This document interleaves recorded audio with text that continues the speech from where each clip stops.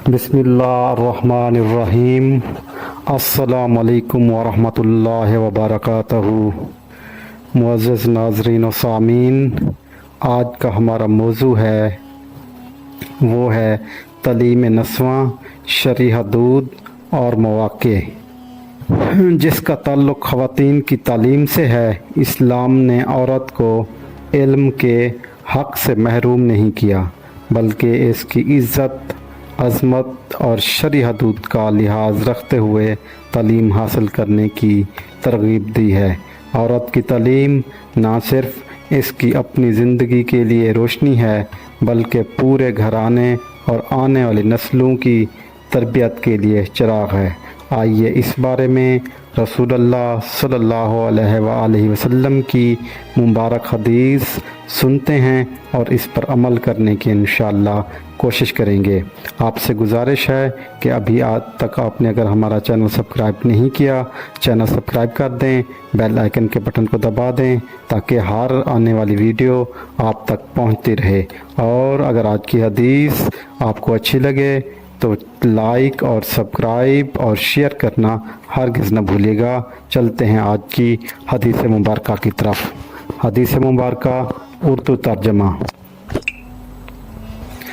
حضرت انس بن مالک رضی اللہ تعالیٰ عنہ سے روایت ہے کہ رسول اللہ صلی اللہ علیہ وآلہ وسلم نے فرمایا، علم حاصل کرنا ہر مسلمان مرد اور عورت پر فرض ہے۔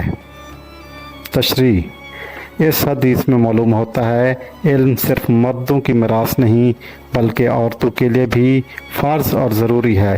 البتہ عورتوں کی تعلیم کا مقصد دین کی سمجھ بوجھ، اپنی اور اپنی اولاد کی صحیح تربیت اور معاشرے میں مثبت کردار ادا کرنا اور عزت اور عظمت کے ساتھ اپنے فرائض سر انجام دینا ہے۔ اسلام نے عورت کو تعلیم کا حق دیا، لیکن ساتھ ہی اسے شرعی حدود کے اندر رہنے کا حکم دیا تاکہ اس کی عزت اور عظمت محفوظ رہے۔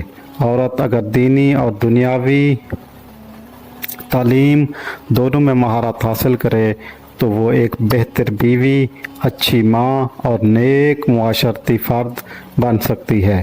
آج کے دور میں تعلیم نسواں کو بعض جگہ مغربی تصورات کے ساتھ جوڑ دیا گیا ہے، جو دراصل اسلام کی روح کے خلاف ہے۔ اسلام عورت کو علم کے ذریعے باوقار بناتا ہے، لیکن بے پردگی، فحاشی اور آزاد خیالی کی تعلیم اس کے مقام کو گرا دیتی ہے۔ اس لیے عورت کو تعلیم دینی ہو یا دنیاوی، وہ ہمیشہ شرعی حدود میں رہ کر ہونی چاہیے۔ اسلام ہمیں یہ درس دیتا ہے، اگر ہم چاہتے ہیں کہ ہماری نسلیں دین پر قائم رہیں تو اپنی بچیوں اور عورتوں کو تعلیم دیں، لیکن تعلیم ایسی ہو جو ان کے دین، حیا اور عظمت کو محفوظ کرے، نہ کہ کمزور ایک پڑھی لکھی ماں پورے خاندان کو جہالت سے نکال سکتی ہے۔ آپ سب ناظرین سے گزارش ہے، ماشاءاللہ معاشرہ تو کافی میچور اور سمجھدار ہو چکا ہے، اب تو وہ بچیوں کی تعلیم میں رکاوٹ نہیں ڈالتے، لیکن پھر بھی کچھ لوگ کے ذہنوں میں کچھ ہے، کچھ ان کی سوچ محدود ہے۔ تو ان سے گزارش ہے کہ چند ایک سوال ہیں، ان کے آپ جواب دے دیں۔ اگر آپ چاہتے ہیں تو پھر اپنے بچیوں کو، اپنی بیٹیوں کو نہ پڑھائیں۔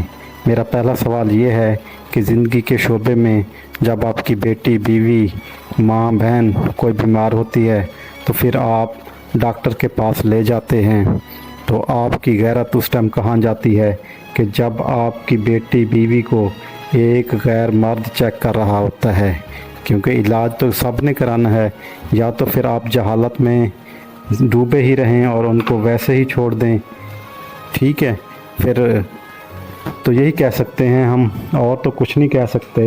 لیکن میرے بھائی، اب ہر شعبے میں اگر آپ اس نیت سے اپنی بیٹیوں کو پڑھائیں کہ تاکہ کل اگر ہم کو جائیں، ہم اپنی فیملی کے کوئی ممبر کو لے جائیں تو ان کے علاج، معالجہ اور باقی تمام سہولیت کی جگہ پر فیمیلز موجود ہوں اور وہ انہی کو فیسیلیٹیٹ کریں، وہ ان کو سروسز مہیا کریں، وہ چاہے ہاسپٹل ہو، چاہے نادرا کا آفس ہو، یا کوئی اور ایسا پلیٹ فارم ہو جہاں پہ فیمیلز کا جانا ضروری ہوتا ہے، وہاں پہ اگر ان کو فیمیل ہی سروسز پرووائڈ کریں تو کیا یہ اچھا قدم نہیں ہے؟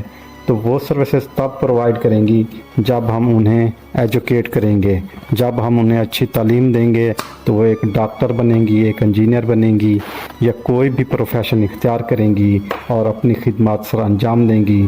تو پھر ہماری جب ماں بہن بیٹی کسی بھی کام کے سلسلے میں، چاہے اس نے اپنا شناختی کارڈ بنوانا ہو، چاہے اس نے ہاسپٹل جانا ہو، چاہے اس نے تعلیم حاصل کرنے جانا ہو، چاہے اس نے بحر سفر کے لیے جانا ہو، زندگی کے جس شعبے میں جانا ہو، تو اسے آگے فیمیل ملیں گی۔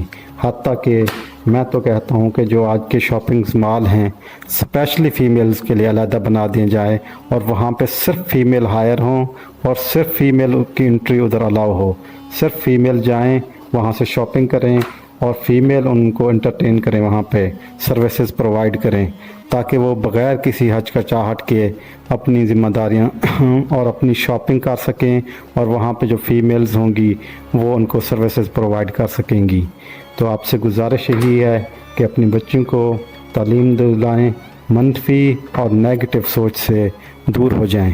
دیکھیں جن بچوں نے معاشرہ خراب کرنا ہوتا ہے یا نیگیٹو راستے کی طرف جاتے ہیں، تو وہ آپ چاہے تعلیم نہ بھی دلائیں تو نہیں روک سکتی۔ آپ اپنے آس پاس ارد گرد نظر دوڑائیں تو آپ کو پتہ چل جائے گا۔